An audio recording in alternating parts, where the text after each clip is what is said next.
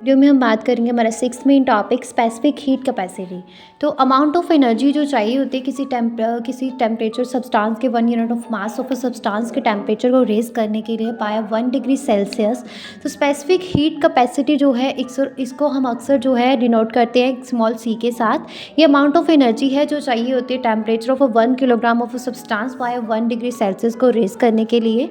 इसका फॉर्मूला ये है कि capital Q is equal to M C delta T.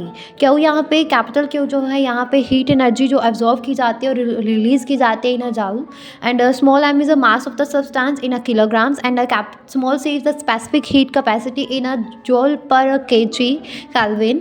और डेल्टा टी जो है change in temperature in kelvin और सेल्सियस है। यूनिट इसकी ये हैं कि स्टैंडर्ड ऐसा यूनिट जो है स्पेसिफिक हीट कैपेसिटी की वो जाउल्स पर किलोग्राम पर केल्विन है और या फिर जाउल्स पर किलोग्राम पर सेल्सियस है। फैक्टर्स जो अफेक्ट करते हैं स्पेसिफिक हीट कैपेसिटी को that are nature of the material. Examples ये हैं कि पानी की स्पेसिफिक हीट कैपेसिटी बहुत ज़्यादा होती है, मतलब कि ये जो है बहुत ज़्यादा एनर्जी लेती है टेम्परेचर को रेज करने के लिए। आयरन, ग्रेनाइट और हाइड्रोजन गैस जो है उनके अलग अलग जो है स्पेसिफिक हीट कैपेसिटीज़ होती हैं। क्लियर है। अभी इसके बाद हम नेक्स्ट बात करते हैं। इसके आगे एक सब टॉपिक है specific heat capacity of water. तो इसमें ये बताया गया है कि 4184 जॉल्स पर किलोग्राम पर केल्विन जो है specific heat capacity of water है और 4 जूल्स पर ग्राम पर डिग्री सेल्सियस है।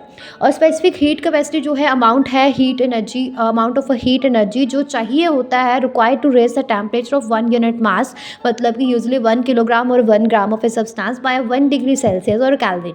तो पानी जो है has a relatively high specific heat capacity compare to other common substances, मतलब कि ये जो है बहुत सिग्निफिकेंट अमाउंट ऑफ एनर्जी जो है वो चाहिए होती है to change its temperature. Units क्या हैं? 4184 जूल पर केजी केल्विन। और सिग्निफिकेंस ये बताया गया है कि टेम्परेचर रेगुलेशन वाटर हेल्प करता है रेगुलेट करने के लिए टेम्परेचर को in earth climate and biological system. Water जो है वो used as a coolant and helping medium in many applications, ये सब बताया गया। अभी नेक्स्ट हमारा है 7th main topic thermodynamic state variables and equation of state, जिसमें ये बताया गया है कि थर्मोडायनेमिक स्टेट वेरिएबल जो है वो सिस्टम की कंडीशन को बताता है, जबकि इक्वेशन ऑफ स्टेट जो है वो रिलेट करता है वेरिएबल्स के साथ। For example pressure, volume and temperature and are state variables.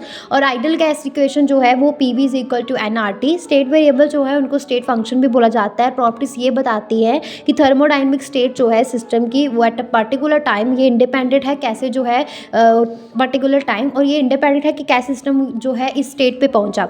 Example जैसे कि intensive variables pressure, temperature, density है। एक्सटेंसिव वेरिएबल्स जैसे कि वॉल्यूम, टोटल मास और इंटरनल एनर्जी और एंट्रोपी है।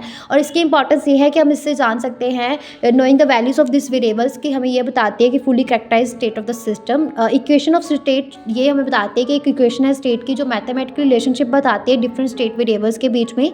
और इसका पर्पस ये है कि हमें डिस्क्राइब करती है कैसे स्टेट वेरिएबल जो है वो रिलेट करते हैं दूसरे फंक्शंस के साथ, दूसरे स्टेट वेरिएबल्स के साथ अंडर स्पेसिफिक कंडीशन। एग्जाम्पल इसकी ये है जैसे कि आइडियल गैस लो जो है PV is equal to nRT। यहाँ पे कैपिटल P प्रेशर है, V जो है कैपिटल V वॉल्यूम है, स्मॉल n जो है नंबर ऑफ मोल्स है, capital R ideal gas constant और कैपिटल T जो है टेम्परेचर है।